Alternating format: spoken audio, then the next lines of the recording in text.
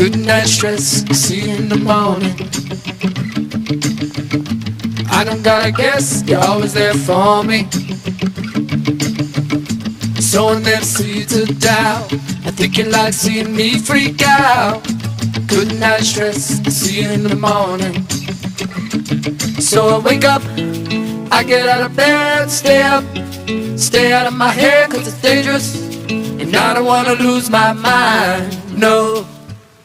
I just wanna shine like the sun when it comes up, run the city from the rooftops, cause today's gonna be my day. Hey, I'll do it in red here. I'm going to do this video in kind of two parts just because my phone's memory is already pretty full, but I'm going to try to keep it short. Anyway, first off, I wanted to say welcome back. I'm sorry I haven't posted in a while. I've been pretty busy. I want to thank my viewers and subscribers that are still here, that may have subscribed since my last video several years ago. But first off, I want to talk about how in February 2nd of 2022 is officially when I got sober. I stopped drinking alcohol, stopped smoking cold turkey, and really that just kind of helped get my mind right for what was ahead. Right now I'm kind of what I would call in the middle of my decade of sacrifice. And if it wasn't for the fact that I stopped my vices, which first off freed up some money, but also it just kind of unclouded my mind to what I needed to do. That really just put me ahead. So for those of y'all that still smoke, drink, do any kind of recreational drugs, maybe vape, I wholeheartedly recommend you stop as soon as possible, because you're really just taking your money, wadding it up and throwing it away.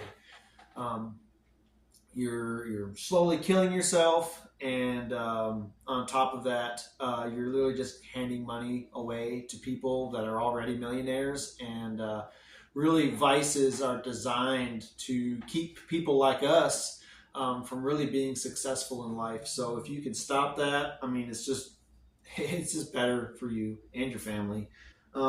So again, I'm in the middle of my decade of sacrifice right now. You may notice that my backdrop is a little bit different than what it used to be. I used to live in a fifth wheel out in the middle of nowhere on undeveloped land.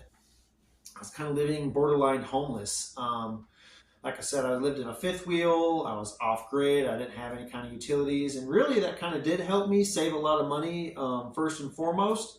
If it wasn't for that, I don't know if I would necessarily be as far ahead as I am now. But literally 2 years ago, that's how I was living. I stopped driving my truck as much as I could. I sold a rifle and some ammo, and I ended up getting kind of a beater motorcycle. And I was riding that really all the way down to about 37 degrees Fahrenheit. And it helped me save a lot of money.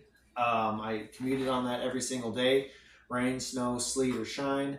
And it really paid for itself within the first year in fuel savings for me. And I stopped going out to eat. I stopped pretty much dating entirely. If I did go on a date, it might just be like a walk in the park or something like that. And obviously that didn't come to fruition because I'm still single. I'm not married. And really, that's sweet tea, by the way. But, me being single and just putting my head down, my nose to the grindstone, it really did help me out. Because I will say this, gentlemen or ladies, trying to do what I did with a partner, with a wife, with a husband that's really not in it, it's difficult, and it will put stress on the relationship. I was in a relationship for a little while, and starting out, she said that she wanted the same things I wanted, and I was like, oh wow, I can really build something with her. And after a few months of living together, things changed, and she decided that she wanted to live a more comfortable life. She didn't want to sacrifice nearly as much as I did. And you know what? That's okay. It didn't work out. I'm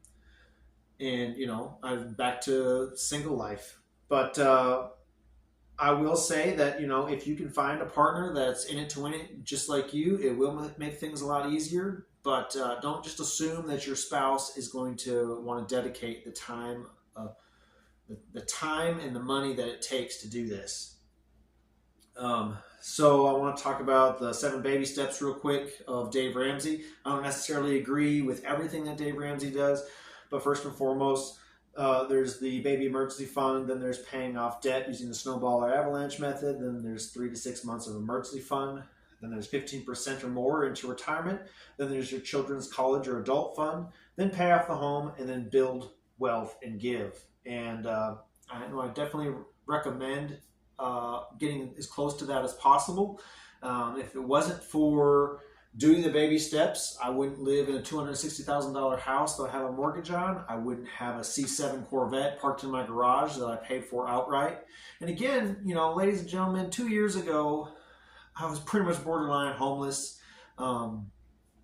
So really, the baby steps are possible. You just have to really sacrifice for it. So in the next video, I'm going to talk about the retirement stool. I'm going to talk about specifically what I did in order to actually get to where I am today, and the goals afterwards. So I'll see you in the next video. You'll have a good one. Thanks.